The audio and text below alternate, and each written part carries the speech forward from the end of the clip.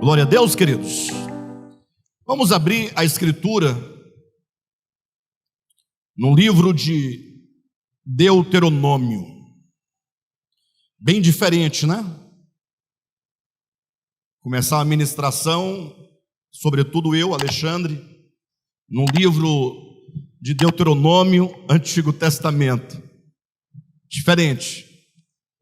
Mas tá tudo certo. Nós vamos abordar essa mensagem, toda ela no Novo Testamento, tá? Que é a Bíblia cristã, né? Os ensinamentos de Jesus e dos apóstolos. Mas há um texto aqui em Deuteronômio, capítulo 4, que ele é fundamental enquanto princípio eterno daquilo que hoje nós queremos comunicar aos irmãos. E lembrando que essa mensagem é uma das mais fáceis de ser ministrada, porém é a das mais difíceis de ser assimilada de fato e de verdade no coração. Isso porque o exercício e o esforço que nós teremos de fazer para praticar essa palavra, ele vai além, de uma mera decisão. Requer uma profunda compreensão das verdades que hoje serão apresentadas. Então, peça a Deus que Deus não somente te dê a clareza intelectual do assunto, mas, sobretudo, peça a Deus que Ele te dê a revelação no coração das verdades que serão apresentadas.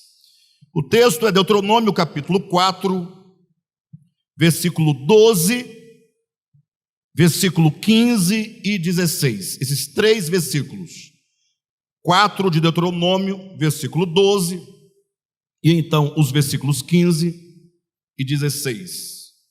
No 12 diz assim: então o Senhor vos falou do meio do fogo, a voz das palavras ouvistes, porém, além da voz, não vistes aparência nenhuma. Versículo 15 e 16. Guardai, pois, cuidadosamente a vossa alma, pois aparência nenhuma vistes no dia em que o Senhor vosso Deus vos falou em Horebe no meio do fogo, para que não vos corrompais e vos façais alguma imagem esculpida na forma de ídolo, semelhança de homem ou de mulher. Eu vou ler novamente, que eu quero dar a devida ênfase da leitura, que você preste atenção. 12. Então o Senhor vos falou do meio do fogo. Bem, olhem para mim, essa é uma imagem, e para que vocês se situem no contexto, aqui o povo de Israel havia saído do Egito, já havia peregrinado por 40 anos no deserto. Eles agora, em Deuteronômio, estão diante do que chama a Transjordânia. Está aqui o rio Jordão, eles estão do lado de cá do Jordão, do lado de lá do Jordão está a boa terra de Canaã. Eles vão entrar para a boa terra de Canaã e vão habitar a boa terra de Canaã. Mas antes de eles entrarem, Moisés faz aqui às margens do Jordão o Deuteronômio, que significa a repetição da lei. Por que a repetição da lei? Ora, porque no dia que eles saíram do Egito, há 40 anos, para ser redundante e que fique claro, há 40 anos atrás, quando eles saíram do Egito, Deus apareceu para o povo de Israel lá no Monte Sinai. E diz o versículo 12, que Deus falou a vossos pais, falou a vocês, do meio do fogo. Isso apontando para o acontecimento que ocorrera há 40 anos. Quem está entendendo? E aqui Moisés está repetindo o acontecimento, está comunicando ao povo de Israel o acontecimento que acontecera quando eles saíram do Egito, e a razão disso é muito simples, é porque essa geração que estava agora diante dele, e que haveria de entrar para a boa terra de Canaã, não existia há 40 anos, porque era a geração que nascera no deserto, até porque, a esta altura, aquela geração primeira já havia morrido no deserto, restando apenas Moisés, Josué e Calebe. Até agora só tinha os três. E a nova geração.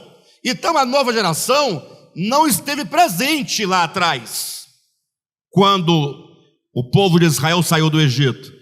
Eles não estiveram no Horebe ou no Sinai, é o mesmo monte. Eles não ouviram as palavras, eles não receberam as instruções. Então se faz necessário agora que eles recebam a instrução que os seus pais haviam recebido lá atrás. Claro para vocês? E aí Moisés dá a seguinte ênfase, versículo 12: então o Senhor vos falou do meio do fogo. Então o povo viu o fogo no Horebe. Diz que o monte tremia e fumegava, e clangor de trombeta soando. E diz que Deus falou de onde?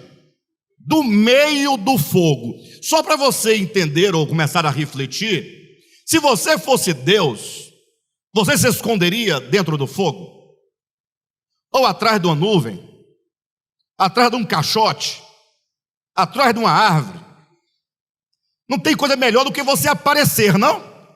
E aí, pessoal, ó, Deus, presta atenção, aqui estou, olhem bem para mim, porque é muito mais fácil de você controlar as coisas quando você está no sentido humano da palavra, presente, corpo e alma, físico.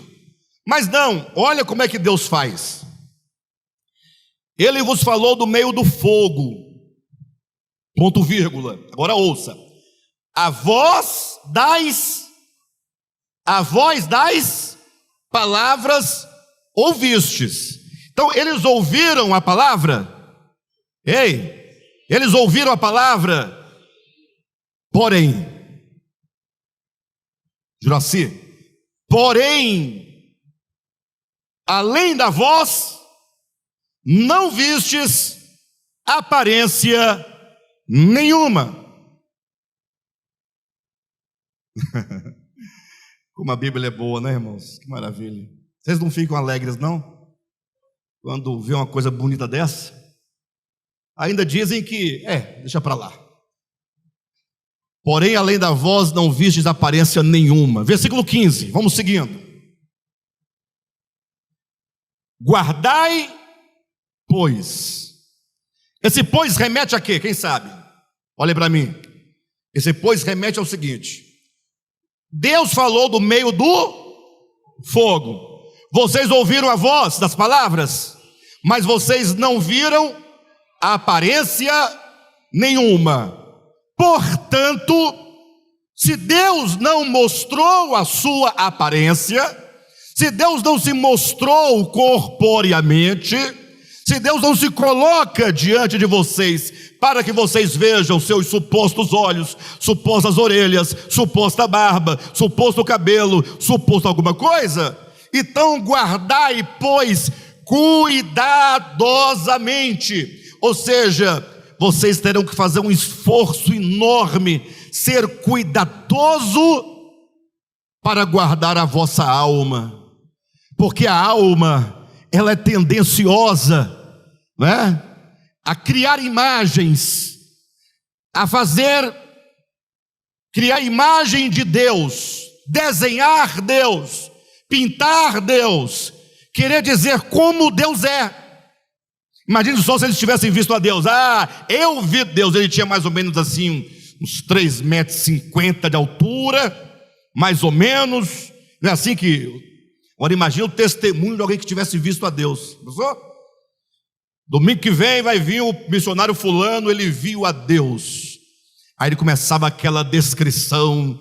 Naquele dia, quando ele foi entrando, ele viu umas vestes alvas. Primeiro momento, só via as vestes de tão grande que ele era, e vai erguendo os olhos. Aí os irmãos vão glorificando, aquela alegria toda.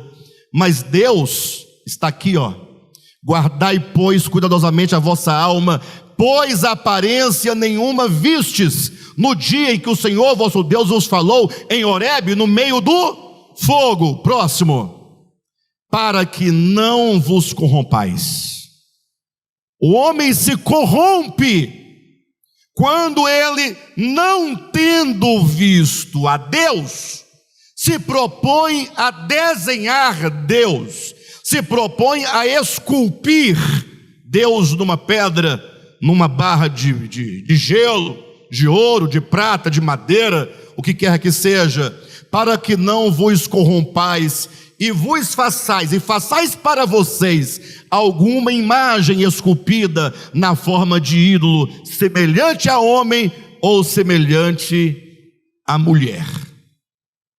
O fato é que os crentes, eles leem esse texto e eles usam, prestem atenção, esse texto para combater quem? Os crentes evangélicos usam esse texto para combater quem? Vocês sabem disso. Combater os católicos. Agora, só uma curiosidade: quem já foi católico aqui? Já foi católico? Pronto. Bem, para aqueles que já foram católicos, para quem não sabe, eu já fui coroinha. Já toquei o sininho. Bem, de todo modo, a pergunta é: vocês que já foram católicos, frequentaram missas e etc., vocês já viram imagem de São João, Pedro, Benedito, Maria? Mas já viram alguma imagem esculpida de Deus? Não? Ei, de Deus, na igreja católica, esse aqui é Deus. Logo, esse texto não tem nada a ver com o assunto. Vamos começar daqui. Eu não estou corroborando, tá? Nem chancelando, nem defendendo, é bobagem. Porque é muito fácil pegar um texto que quer nos ensinar algo e aplicar aos outros. Alexandre, mas quem jamais faria uma imagem de Deus? Está aí, ó, claramente. Jamais façais alguma imagem esculpida na forma de ídolo, semelhante a quê? A homem. Ora, embora nós não façamos imagem de nenhum ídolo, nem de homem, nem de mulher, nem de Pedro, nem de apóstolo, nem de Maria, nem de discípulo, nem de profeta, nem de ninguém, o fato é que o mandamento é claro: Deus é aquele que não mostra a sua aparência, exatamente para você não tentar defini-lo nos limites da tua razão, nos limites do teu entendimento, nos limites da tua moral, nos limites da tua religião, nos limites do teu entendimento. Ou seja, Deus proíbe que se faça qualquer imagem dele, qualquer projeção de Deus, no sentido de que ninguém jamais viu a Deus. João capítulo 1, versículo 18. Ninguém jamais viu a Deus. Paulo vai confirmar isso lá em 1 Timóteo capítulo 6, versículo 16. Aquele que habita em luz inacessível, que olho algum jamais viu, nem é capaz de ver. Ou seja, Deus é o Deus que se esconde, Ele é o Deus que não se mostra. E vocês ouviram aqui o falar do Marquinhos, não sei se vocês entenderam, eu não entendi quase nada. Verdade, mas uma coisa eu entendi. E anotei aqui, viu? Peguei emprestado, depois eu vou te pagar os direitos autorais. O testemunho do silêncio.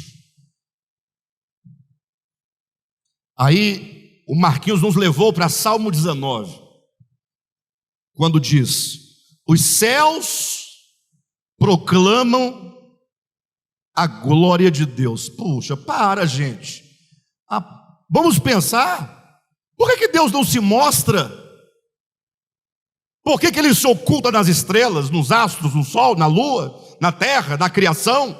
Romanos capítulo 1, versículo 20, diz que aquilo que de Deus se pode conhecer é manifestado entre nós, aos olhos de todos os homens, em todos os lugares. Aí Paulo vai dizer, porque os atributos de Deus, assim como o seu eterno poder e a própria divindade, se manifestam por meio das coisas criadas. Ou seja, Deus é aquele que se manifesta nas coisas criadas. Ele se oculta na criação, exatamente para que nenhum de nós possamos criar dele nenhuma imagem. Mas não é simplesmente a imagem de escultura, um boneco, uma estátua. Não, é para que você não tenha nenhuma projeção daquele que é indescritível. Tudo o que todos os homens, em todos os tempos, os grandes homens, os grandes profetas, os grandes médiuns, cuidado para que não confundam, né? Médium é aquele que faz mediação, aquele que está no meio, né? Entre a divindade e os homens, aqueles que medeiam, né? Nenhum sábio, né, da história, por mais que tenham falado alguma coisa importante, interessante ou verdadeira acerca de Deus, todo o testemunho dos homens juntos não dão conta de expressar quem é Deus.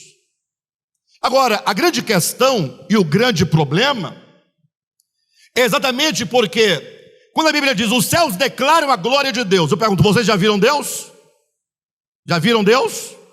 Mas quando você quer saber um pouco de Deus, você contempla a glória de Deus nos céus?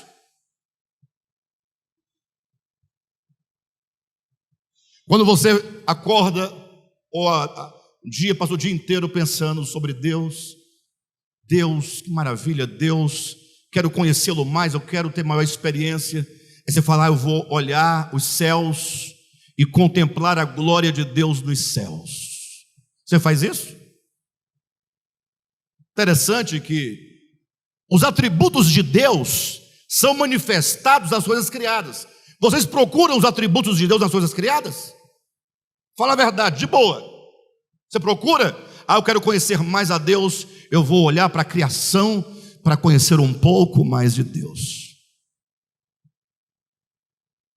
Diz que a divindade se manifesta nas coisas criadas. Você procura conhecer a divindade nas coisas criadas? A verdade, sabe qual que é? É que nós já temos a definição de Deus. Nós já temos a imagem que dele nós fazemos. Porque cada homem projeta um Deus segundo a sua própria imagem e semelhança. Se é dito que Deus criou o homem à sua imagem e semelhança, e isso é bíblico, isso é verdadeiro, o fato é que com o passar do tempo e com a queda e com o pecado, o homem se esqueceu que ele é a imagem e semelhança de Deus, e ele passou a criar Deus, a sua própria imagem e semelhança. O que isso significa? O que isso significa? Dizer que o homem cria Deus à sua imagem e semelhança. É porque você, quando fala de Deus, você fala, olha, você tome muito cuidado. Sabe por quê? Porque Deus, Ele está de olho na sua vida. E olha que Deus tem me mostrado e tem me revelado que Ele vai pesar a mão sobre a sua vida. Uma pessoa adquire uma doença, aí logo alguém chega e fala, olha, isso aí é Deus pesando a mão. A pessoa morre atropelada, bate o carro, capota o carro, morre, pessoa nova, jovem, alguém tem coragem de ir lá e dizer, esta é a vontade de Deus. Toda desgraça e miséria que acontece no mundo denominam a vontade de Deus. Alguém pode dizer, Alexandre, mas você está muito enganado. É lógico que tudo o que acontece só pode ser vontade de Deus, que Ele é soberano, Ele controla tudo. Eu pergunto, controla tudo? Ei pessoal, me ajuda aí. Deus controla tudo? Me ajuda aqui. Eu quero todo mundo, viu? Nivaldo, João, todo mundo para cá. Deus controla tudo? Vocês estão com medo de responder? Deus controla tudo? Tá, quem acha que não? Não, levanta alto, está com medo? Não. O Joel disse que Deus não controla tudo. O Raimundo disse que Deus não controla tudo. O Igor, o guitarrista, disse que Deus não controla tudo. Quem mais? O Rogério também. A irmã Maria do irmão José também. Eu também me coloco junto com vocês. Olha como prova que Deus não controla tudo. Eu vou explicar, não fique assustado comigo não. Não se assuste, porque se tem alguém que ama a Deus, que busca conhecê-lo e que quer viver para Ele, sou eu. Tenha paciência que eu jamais vou contrariar a minha própria fé. Eu perguntava, se Deus controla tudo, a sua vida estaria do jeito que está? Quem acha que Deus controla tudo? Levanta a mão. Pronto. Alguém se voluntaria para eu fazer uma pergunta? Desses que levantaram a mão? Ninguém quer responder? Lucivânia, você disse que Deus controla tudo? Você disse. Se Deus controlasse tudo, a sua vida estaria do jeito que está? Vamos lá. Quem mais quer levantar a mão? Eu quero uma resposta, por favor. Líbia, se Deus controla tudo, a sua vida estaria do jeito que está? Sim, pronto, está respondido. Não vamos discutir aqui. Olhem para a vida da irmã Líbia e aí está a exata vontade de Deus. Sigam os passos, sigam as decisões, as ações, o procedimento, porque aqui está a vontade plena de Deus realizada. Alguém mais quer se colocar por modelo da plena vontade de Deus manifestada na terra? Deixa eu ver. Mudaram de ideia? Queridos, olhem para mim.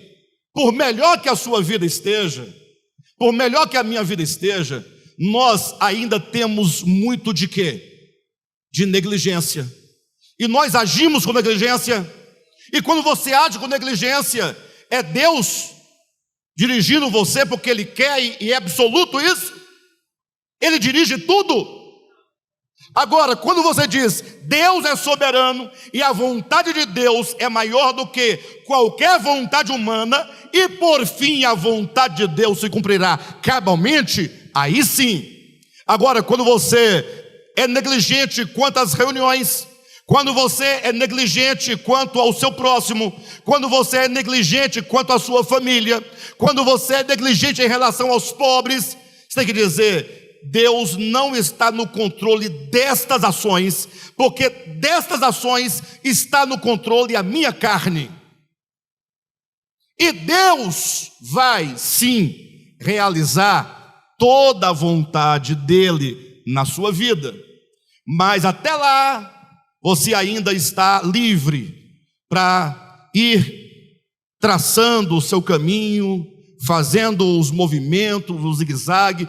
Olha para Jonas. Quando Jonas fugiu de Deus, Deus estava fazendo-o fugir, ou ele estava fugindo do governo de Deus? Ah, mas Deus está no controle. Sim, Deus está no controle de todas as coisas, mas é o descontrole do homem que está dentro de um controle maior. Mas enquanto Deus não te pegar pelo espinhaço, não te trouxer e colocar no lugar onde você deve estar, você vai agindo e procedendo contra o governo de Deus, contra a vontade de Deus. Quem entende o que eu estou dizendo? Então, cuidado para que ninguém saia daqui dizendo: agora o novo ensino DEVAP. Deus não está no controle de tudo.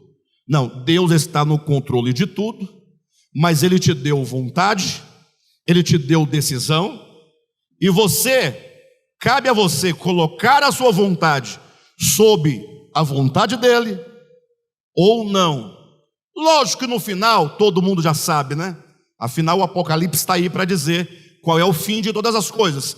Todo mundo, todas as pessoas nos céus, na terra, debaixo da terra, hão de se render a Cristo, hão de se dobrar diante dele. A vontade de Deus será cumprida finalmente. Mas antes disso tem muitos percalços. Então não é vontade de Deus que o seu filho esteja como está. Podemos chamar isso dentro da teologia de vontade permissiva. Ele permite, mas você não pode dizer: ah, Senhor, muito obrigado, porque meu filho está nas drogas e portanto é a tua vontade. Não, não seja tonto. Tudo que é bom, que é santo, que é justo, que é saudável, que é belo, que é maravilhoso, procede de Deus. Tudo que é contrário à imagem de Deus, que é amor, graça, paz, misericórdia, bondade, procede do pecado, procede do homem, procede de Satanás, procede do império das trevas. Mas voltando ao ponto, nós demos aqui uma volta muito longa. O fato é que nós criamos Deus conforme a nossa própria imagem e semelhança. Imagine só se você fosse fazer uma pesquisa de campo. Você poderia chamar aí, digamos, você pode chamar 10 cristãos. Você pega um do DEVAP, você pega um da IURD, você pega um presbiteriano, você pega um católico, você pegue 10 dos mais distintos possíveis. Dê uma folha de papel para cada um, lápis de cor, caneta, borracha, tinta, sei lá. Fala assim: eu quero que cada um desenhe Deus. Qual a imagem que você criaria de Deus? Ah, mas eu não posso porque o texto bíblico nos proíbe, o mandamento. Não é para, não, é só para. Então, descreve o seu Deus. Como é o seu Deus? Eu pergunto para vocês, nós teríamos quantos deuses? No mínimo. Nós teríamos um único Deus? Nós teríamos vários deuses. Por que o Deus da Vera é de um modo, o do Pedro é de outro, e o do Raimundo já é de outro? Cada um tem um Deus distinto. Tem Deus que mata criança, tem Deus que não mata ninguém, tem Deus que, enfim, taca doença no camarada porque ele não deu o dízimo. Tem ou não tem? Aí eu pergunto: tudo isso não são imagens que nós vamos projetando de Deus? Então, a coisa que tem que controlar o nosso sentido é que se ninguém jamais viu a Deus, e este é o argumento do texto bíblico, vocês não devem fazer nenhuma imagem de Deus, porque Ele não mostrou a vocês imagem nenhuma. Logo, se perguntarem para você como é Deus, você tem que falar assim: não sei. Ah, mas aí ficou ruim, porque...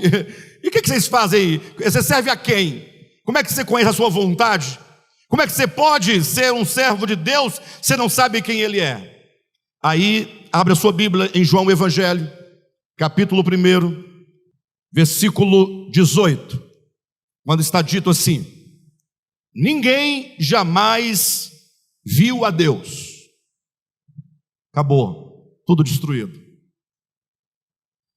Ninguém jamais viu a Deus. Ninguém está autorizado a falar como Deus é. Ninguém jamais. Ah, Alexandre, mas Deus, Isaías viu Deus lá. Isaías capítulo 6 fala que Isaías viu Deus dentro do templo, porque lá foi uma visão, um êxtase. Ali é uma experiência, epifânica. Não há ali Deus se manifestando, Deus se mostrando. É como um sonho, só que acordado, de olhos abertos. É apenas uma visão. É algo a ser ensinado, mas não é aparência nenhuma. Está aqui em João capítulo 1. Ninguém jamais viu a Deus, logo ninguém está autorizado a falar como Deus é. Continua o texto: o Deus unigênito, que está no seio do Pai, é quem o revelou. Ah, então se ninguém jamais viu a Deus, como nós saberemos como Deus é? O Deus unigênito que está no seio do Pai foi quem o revelou. O Cristo de Deus se fez carne, se fez homem.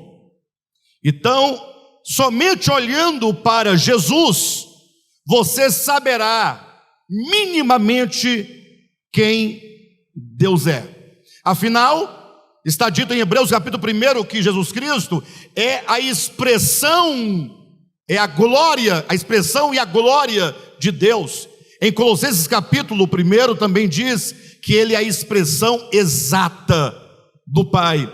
Então, quando a Escritura nos apresenta Jesus Cristo é aquele que, vindo da parte do Pai, aquele que está no seio do Pai, vem ao mundo para nos manifestar a Deus.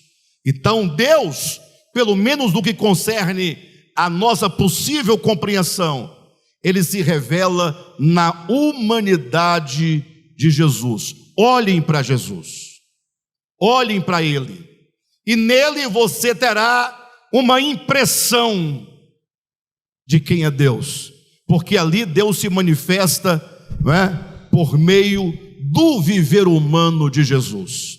Certa ocasião, diz a Escritura que Jesus estava indo com seus discípulos, ele tinha que passar por Samaria, ele mandou seus discípulos comprarem pão. Quando ele se aproximou de um poço, sentou-se, era meio-dia. Diz o texto bíblico que chegou uma mulher, e mulher samaritana. Para vocês terem uma ideia do que eu estou dizendo, porque quando a gente fala mulher samaritana, para vocês é uma coisa bonita, né? Eu me recordo quando era criança, tinha uma canção que dizia assim: mulher samaritana, dá-me água, do poço de Jacó quero beber. Quem lembra dessa música? 2 pessoas. Muito obrigado pelo apoio. Mas o fato é que eu achava bom, mulher samaritana. Eu falei, quem é essa mulher samaritana? Por mais que vocês saibam quem ela seja, ou tenha sido, o fato de ela estar na Bíblia já é um nome bonito, uma coisa espiritual, ou espirituosa, sim ou não? Mas para você ter uma ideia do impacto do texto, tira a samaritana e coloque no lugar dela aquela pessoa que para você é impura, é suja, indigna. Aí você, cada um tem o estereótipo, né?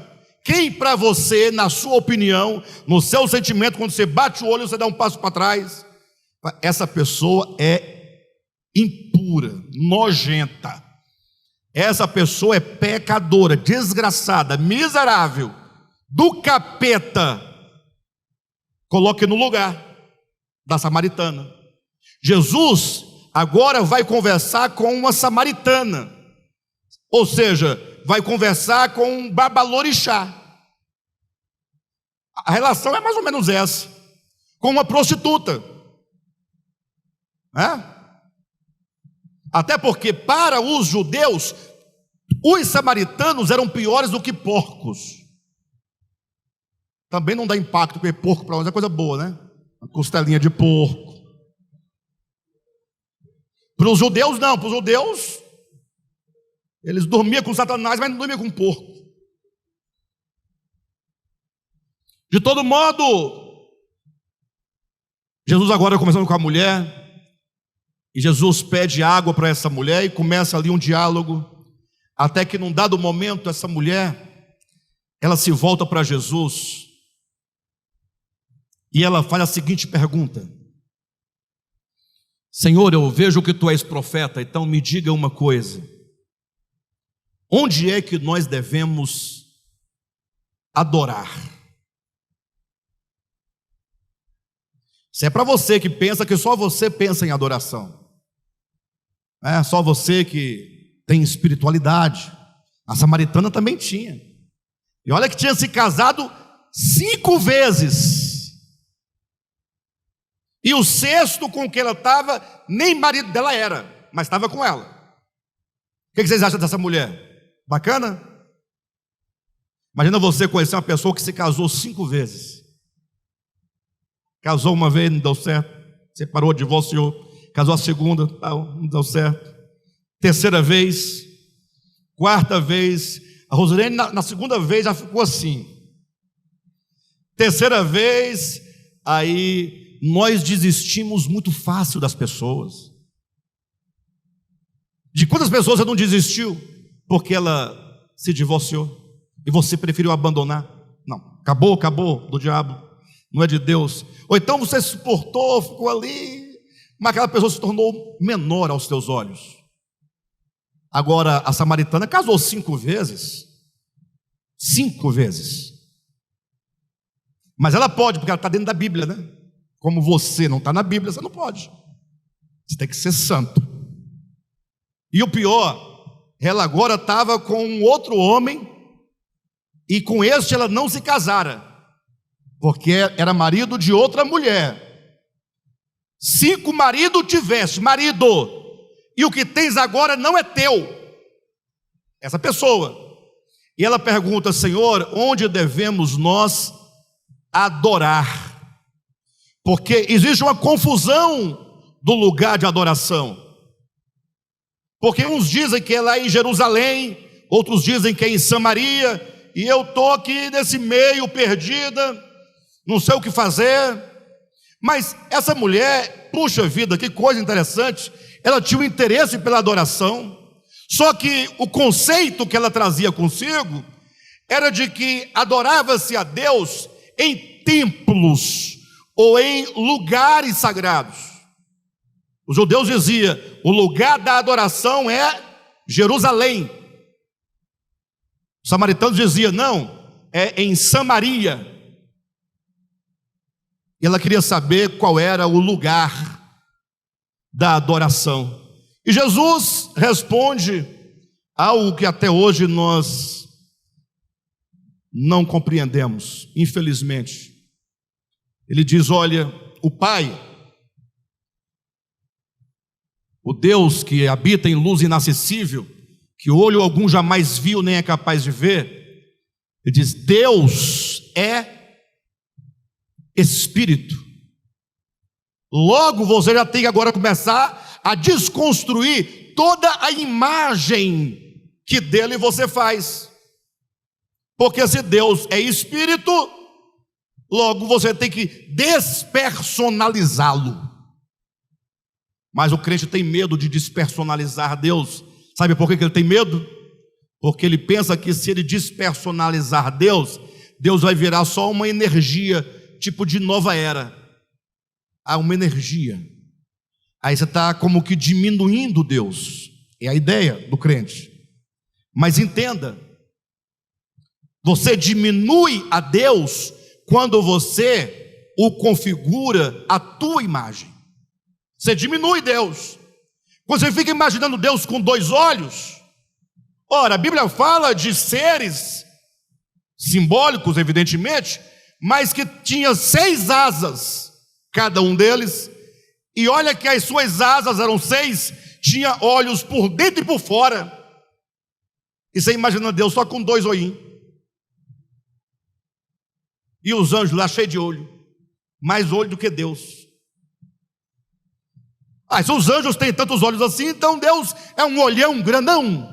Não, olho, primeiro, está para o sentido humano. É você que, para enxergar essa mesa, tem que ter olhos.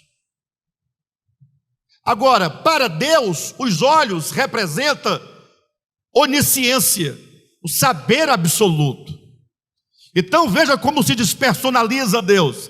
Parar de projetá-lo com orelhas e saber que Ele é o sabedor de tudo, que antes de você pronunciar a palavra, Ele já conhece. É que Ele nos conhece desde o ventre da nossa mãe, Ele nos cerca por detrás e por diante. Deus é Espírito, Ele enche todas as coisas. A Escritura vai declarar alto e bom som: Deus é Espírito, e importa que os adoradores de Deus o adorem em espírito e em verdade. Então, aqui nós estamos no limite da nossa compreensão. Ou seja, como Deus é para você? Deus é espírito. Já é uma definição. Deus é espírito. Mas o que mais que ele é? Aí João, na sua primeira carta, vai dizer: Deus é luz. Deus é luz. Mas o que significa dizer que Deus é luz? Que ele é uma luz, um sol, um grande clarão? Não, a luz é o sentido da pureza, da verdade, é o oposto das trevas. Quando alguém fala assim: rapaz, o fulano está em trevas, você não pode imaginar que ele está literalmente dentro de um quarto escuro, mas você entende as trevas da ignorância do coração, as trevas como símbolo da maldade, o símbolo do pecado. Deus é luz, e nele não há treva nenhuma. Aquele que diz que está na luz e aborrece o seu irmão, ele está em trevas. Eu queria ter tempo para ministrar, mas o tempo começou curto, eu estendi para um lado, mas nós temos que refletir isso. Eu sei que nós aqui temos muitos dissabores da vida, sim ou não? Vida humana, você tem conflitos, pessoas que andavam com você, gostavam de você, um dia deu um problema, sei lá, você saiu falando mal dela, ela mal de você, deu um conflito, deu uma inimizade, e você, por algum motivo, na sua razão, você passa a aborrecer aquela pessoa. Nós aborrecemos enquanto seres humanos ou não? Aí, como nós falamos que conhecemos a Deus, João diz: Deus é luz, e nele não há treva nenhuma. Aquele que diz estar na luz, quem está na luz? Aleluia. Os que não levantaram estão na dúvida, né? Não sei se eu estou na luz, onde eu estou. Mas o fato mas é bom isso é bom. É bom refletir, né? Aquele que diz que está na luz e odeia seu irmão e aborrece ao seu irmão, esse está nas trevas. Na mesma epístola, João vai dizer: Deus é amor. E aquele que diz que ama a Deus e não ama o seu irmão é mentiroso. Então veja como é que Deus se define para nós. Primeiro, estamos encerrando. Ele se manifesta nas coisas criadas. Ele se manifesta por meio dos astros, dos luzeiros. Os céus manifestam a glória de Deus, os atributos de Deus nas coisas que foram criadas, seu eterno poder, sua divindade. Ninguém jamais viu a Deus, ninguém está autorizado a fazer imagem de Deus. Aí ele se manifesta por meio de Jesus. Só que quando chega em Jesus, a gente fala: eu creio em Jesus, eu gosto de Jesus. E aí a Escritura continua dizendo: calma, ele revela quem é Deus. E quem é Deus? Deus é Espírito. Deus é luz. Deus é amor. Não parece que fica muito abstrato? Fala a verdade. Como é que é Deus para você? Deus é Espírito. Deus é luz. Deus é amor. Mas quais as implicações que essas verdades nos trazem? Se Deus é Espírito, você não pode detê-lo nem contê-lo na tua religião, no teu local sagrado, porque Deus é Espírito e importa que aquele que o adore em Espírito. Qual é a única condição nesse texto para se adorar a Deus? É que você tenha espírito humano. Deus é luz. O que isso implica na minha experiência humana?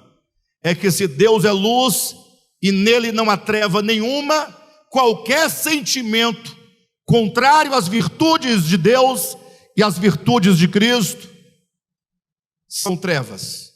Deus é amor. Então aquele que tem a mínima compreensão de Deus, que não projeta Deus segundo a sua própria imagem e semelhança, mas que entende Deus nos limites desse abstrato, né, do Espírito, da luz, do amor. Ainda em 1 João capítulo 5 vai dizer que Cristo é o verdadeiro Deus e a vida eterna. Então Ele é a vida. Logo, onde você vir ali a vida, ali está Deus fazendo aquele ser se mover. Logo, Deus está em você, Deus está em todas as coisas que existem, que vivem, e todos nós estamos nele. Então, o nosso apelo essa manhã, o nosso sentido dessa manhã, essa mensagem, é que nós possamos, como eu poderia colocar, nos esvaziar de toda religiosidade, de tudo aquilo que nos ensinaram, que nos passaram sobre Deus, mas que não passa de artifícios humanos. Achar que você serve a Deus com as coisas humanas, com as mãos humanas, e começar a buscar a conhecer melhor a Deus nessas verdades tão fundamentais, no amor, na luz, na vida, no Espírito, procurando encontrar tudo isso na vida e no viver de Jesus Cristo. Amém? Numa ocasião em que o tempo nos for melhor, nós poderemos então especificar cada uma dessas áreas: Espírito, luz, vida e amor. Hoje o tempo não nos permitiu entrar, acessar esses pontos, mas já fica aí um início para a nossa reflexão e para a nossa meditação. Amém?